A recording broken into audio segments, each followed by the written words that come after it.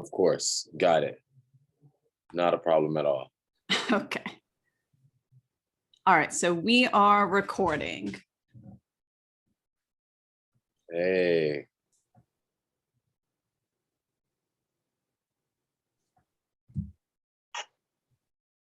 Hello, Christine Sloan Stoddard for the Etiquette Show here. My guest is Paperboy Prince, New York City mayoral candidate. Welcome, Paperboy. Paper, yeah. It's our time. One love. Thank you, Christine, for having me. Of course. So, Paperboy, you are known as an artist, a performer, a rapper. What inspired you to pursue the mayor's office? You know, that's a great question. And as I'm doing this, I'm kind of getting, there's so much going on in New York City. I'm kind of getting constantly talking with constituents, constantly talking with, our team, people in the city. It's like a never ending job. And that's part of what got me into it. Having the opportunity to affect as many people as possible. I say this all the time that New York City is a place it's the one of the influencers of the world. The world follows what we do, whether that be with our school system, whether that be with our housing, whether that be with the events that we're having. So, having the opportunity to use this place as a way to help influence the world for love was super important to me. And we're about spreading love. That's our mission, spreading love to as many people as possible. All right. Yeah, you're running on the policy platform of love. So can you explain what that means? What it would look like in terms of real visible action in New York City?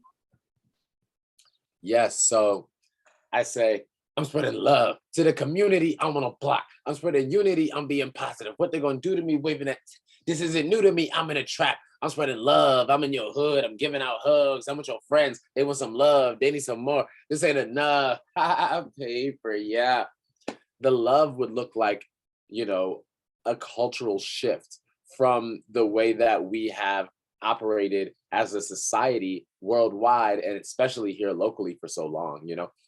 We've put capitalism, we have put money over actually taking care of folks that need it the most. I'm talking about our seniors. I'm talking about our kids. I'm talking about marginalized communities that have been put last. And so many folks, everyone needs love. I just had one of my best friends from college take his own life. And I don't want to get too heavy, but, and there's so many people that also in the city, especially after coronavirus, haven't passed from the virus, but some of the effects of it, right? Some of the social effects of that. And for me, seeing that, it reinforces the notion that we need love in our society. Folks that, and when you talk about an actual way this will be implemented, we talk about love centers. I have the Love Gallery at 1254 Myrtle Avenue here in Bushwick, Brooklyn. And, this is an example of it, but we want to take it a step further. Spreading love as an actual policy, a place on as many blocks as possible in New York City where you can get love, where we can focus on making friendships stronger, where we can focus on making marriages stronger, where we can focus on bringing together communities, where we can tackle some of these issues that have been plaguing us for so long and do it in a hyper-local way. I'm talking about things like gender equality. I'm talking about things like, racism, things like xenophobia in general, right? So a place where we can actually come together, learn about each other, and it's free. I was just in Times Square yesterday with a bunch of friends and performing for my campaign, and somebody was trying to find a bathroom, and they were like, "Man, there's no bathroom around here." I had to buy an $8 keychain just to have the opportunity to use a bathroom, which should be a human right. because we made it illegal to use the bathroom. You can't just whip it out and start using the bathroom, right? You'll get in trouble. So if we made it illegal, we have to find some humane way to allow folks to have access to something like bathrooms. This is another place where spreading love comes in. It shouldn't be a chance to make money off of you just for you to use the bathroom. And this is a very basic example of this, but it goes a long way. When you're in the middle of the city and need somewhere to handle that business, there should be places to do that. So focusing on community-based solutions, love centers that are kind of a revitalized, energized view of a community center, and allowing that to take us into the future. Wow. Well, I'm so sorry about the loss of your friend, and thank you for sharing that. Could you tell viewers more about the Paperboy Prince Love Gallery, your space in Bushwick that you mentioned? What is it? When did you start it? What gave you the idea for it? Yeah, so the Love Gallery is a community space. It's a vintage clothing experience. It's a event space, also a mutual aid resource center. So about 6 or 7 months ago, I started the Love Gallery, and before we even opened in January, gave away over $2 million in food to the community. We have a consistent food distribution that we do. It's my morning alarm. I got to take these gloves off. We have a consistent food distribution that we do. We also have a lot of community-based events like STD testing, urban farming events, queer events. We also have done protest events, one for trans sex workers of color, and supporting legislation that helps to equitably, take care of folks that have been disproportionately affected by some of our laws here in New York City. 420 events, fighting for marijuana justice and reparations for the drug war. And then most importantly, just bringing people together, bringing together artists, rappers, singers, painters, dancers, so many different folks, and kind of emerging worlds together, kind of this new idea and way of doing business, supporting the community, and doing mutual aid. It's like all in one. And having a larger platform to do that, and then inspiring folks to do that. So the idea came from, I had a campaign office last summer, during the coronavirus crisis, and it was multiple things at once. It was our protest kind of center and idea center. It was my campaign office. It was a space where we also, held food and PPE for mutual aid and all of these things. So when I opened the Love Gallery, the idea was to continue that and kind of have a cool way to move forward. And since we've done that, a lot of people have been inspired across the world, across the city, are opening similar concepts, are, talking about wanting to do similar things. So for me, that's what this is about, inspiring the community for good. That all sounds so lovely. So how do you get the funds, the resources for all that? And how would you expand upon this idea and bring different love centers to different neighborhoods across the city, if that is your intention? Definitely. Do you mean as mayor? Yes, as mayor. How do I already right now? I would love to know how you do it now, and also how you would expand upon the idea as mayor. Okay, great. Paper, yeah. I had a long day on tour yesterday. We were touring around the city. I think I mentioned we were in Times Square. We were in Washington Square Park, around the city, talking about our campaign. So if I seem, usually I'm even more high energy. If I seem a little, it's because I'm recovering from days of doing this and being out. But how we would do it is this. Well, one, I'll start with how we already do. Donations, we get incredible donations from the community, whether it be clothes, food, resources, and money. Folks can donate. We have a GoFundMe. If you go to paperboyprince.com and click donate, you can donate there. You can come in live and support and donate. So that's a big way that folks can help. Also, we try to be super smart with and super resourceful, excuse me, with everything that we have, not wasteful, getting the most out of everything. When I ran for Congress, kind of my specialty was making something out of nothing, making the most out of very little. We got the most votes per dollar in the country, from what I heard, for the congressional elections this past season, the most votes per dollar in the country. That's incredible. With $20, we were able to shake up one of the most established candidates in Congress. Now, when we're talking about making this happen, when I'm mayor, we live in the richest city in the richest country of all time. But meanwhile, when we're talking about ways to help the community, new ideas to revitalize our life, to help end depression, to help fight back against some of the hate that has been brewing over the last 4 years, people are like, oh, how are we going to do it? How are we going to pay for it? My question is, how can we not pay for it? How can we not afford this? This is our society. This is the fabric of our society and what it's built on. Now, there's a lot of spending in our school systems, a lot of spending in our police budget, a lot of spending in our housing budget, a lot of spending all over the place that is lost when given to a lot of these contractors that work with the city, and it's mismanaged. So people talk about taxes and higher taxes, and we pay some of the most taxes of anyone in human history here in New York City.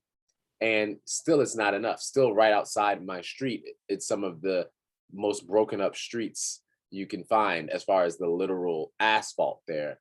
It's like a third world country, right? Some of the schools, while there's great teachers and great students, by our own standards are failing. And then we know the issues that happen with our police department, with our, the parks.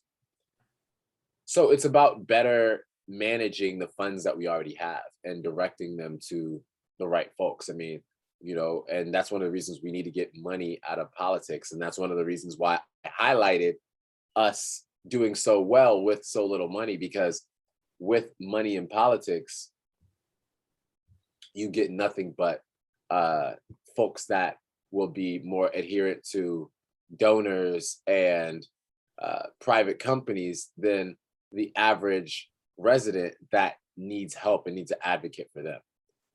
So for this, it's about how we pay for it is, putting the people first, the people's money first. And I really want to get this message out here. It's so hard to relay that message and make it make sense to people because the media has found a way to make the average voter fall in love with the millionaire and the billionaire. We're obsessed with the millionaire and billionaire political candidate instead of the regular person that can identify more with our experience and isn't backed by these major corporate interests that haven't served us yet. Okay, well, on that note, you have quite the active social media presence. So why do you think that's important for engaging voters? How do you think it's important? I think it's incredibly important. They try to discount it, but then I constantly see, as far as across the board of the other mayoral candidates, save for one, I probably have one of the most robust social media experiences that you can have. And on top of that, some of the most cool content in the city we're making. Forget the mayoral race. I mean, just in general, right? And it's an amazing opportunity because it allows us to tell our own message, connect directly with folks. I've done a lot of interviews, met with a lot of media people, and they always kind of pervert our message a bit, you know, in their own way to contextualize it how they want to. Whereas through our own channels, I can do my best to give it to folks raw and honest and in a fun and exciting way. And, you know, really tell the story in a beautiful way. We're trying to get people excited and using different things to do that, like basketball. I play basketball and have fun. And, you know, use that to somehow hopefully keep people engaged. Rapping, you know, I use my music and posting that. Dancing, actually, literally right after this call, immediately after this call, I'm going to make a dance video. This alarm. Blowing up. Mayoral duties. But right after this, I'm going to make a dance video that's kind of like inspires people and tells people to, you know, get out to vote. And these are the things that stick with folks, you know. We use this because a lot of traditional politicians, they'll send you a mailer. They'll spend literally millions of dollars on sending you mailers, or they'll do Facebook ads. They're talking about taking care of big corporate companies, getting rid of big corporate companies, yet during your own campaign, you gave $3 million to Mark Zuckerberg. He already rich, right? There's so many small businesses and small creators who could use that. So for me, it's about they use all of these ways to reach out to people. For me, us using this free way. And a lot of people, when they get these texts and see these messages and these ads, they're like, another politician. I hate that. But when we're doing something cool and engaging, and I'm using our music, or I'm using dances, or just, you know, social media trends to remind people of the issues we're fighting for, it feels natural, you know, hopefully. Yeah, definitely. So you talked about your message. You talked about using social media as a tool. Could you talk more specifically about your central policy platforms, ideas you have for budget reform, just anything that is concrete on paper, kind of changing what's going on in New York City? Yeah. Paper, yeah. Yes, paper. They said that we couldn't do it, but you see, we did. Not a daddy, but the politician, my kids. How about the water? I look like a squid. You got us on the ballot. Now we about to win. Over your head, like some overhead lighting. Giving out hugs and kisses. No, I'm not fighting. I'm spreading love. I don't care if you like it. They see my style. They also they're biting. Diamonds like lightning. Plus I'm enlightened. Sounding fake as a script they reciting. What happens next? Suspense is heightened. What me in a cage like kids were biting. I'm eating good. Might get the itis. My name in their mouth like gingivitis. It's our time. You think I'm psychic. Moves like a hero. Ain't got a sidekick. Paper. Yeah. You know, for me, when it comes to our policy platform, it's the most progressive policy platform in New York City history for mayor. And to do that, because of the attacks that comes with that, you have to do it in a very specific and unique way. And that's one of the reasons we're doing it this way. Now, what are we fighting for? One of the first things is a basic income. On paper, you mentioned paper. Paper, yeah. A basic income. We're talking about $2,000 a month for as many residents as possible here in New York City. Because we know the best way to deal with poverty is to give people money. We've made a city about capitalism, about money. So the best way to deal with poverty, paper, yeah, is to give folks money. Housing for all. We have one of the largest homeless crises that's ever happened. The best way to deal with homelessness is to give folks housing. It just makes sense. This is scientifically proving. In fact, the other thing on our platform is healthcare for all. We currently have a sick care system where we wait till you get sick, things are going wrong, to everything's going bad, to now, oh, let's get you to the doctor. We need a healthcare system focused on wellness for all, public health, holistic health, and moving away from the major pharmaceutical companies and private healthcare industry. And when I talk about healthcare for all, that also means housing for all. housing is a healthcare issue. So I mentioned basic income, housing for all, healthcare for all. Right up there at the top of it also is spreading love. Spreading love and having love centers, really focusing on ways that we can raise the collective consciousness of this city is super important, right? And so that's at the top of the platform for me. Another big thing that we can't forget is a greener New York City. You know, with climate change, with urban living, we have to have more ways to have a greener New York, more parks, more trees, more access to green spaces, more access to animals and animal life, right? And making sure that nature is fully running its course, even as we are in this industrial city. Futuristic schools, super important. Again, all on paper. And for me, a lot of the times, well, I'll say that in a second, but futuristic schools, we're still doing school the same way that we did in 1950. Teaching to the test, teaching folks to be workers and cogs in the system instead of teaching them how to be ethical human beings focused on spreading love and having innovative ideas that push our economy forward, right? And push humanity forward. So we need futuristic schools. We can't still be teaching the same way that we did when my grandmother went to. That does not make sense. And then so many other things. We talk about Wi-Fi for all. We talk about turning the police into a love team. You know, a lot of people talk about reforming the police and defunding the police, but this doesn't get at the central issue of one of the biggest reasons we have a problem with the police: the brutalization of Black and brown people, the mass incarceration. You know, defunding and reform doesn't really get at that. We have to transform the police into a love team.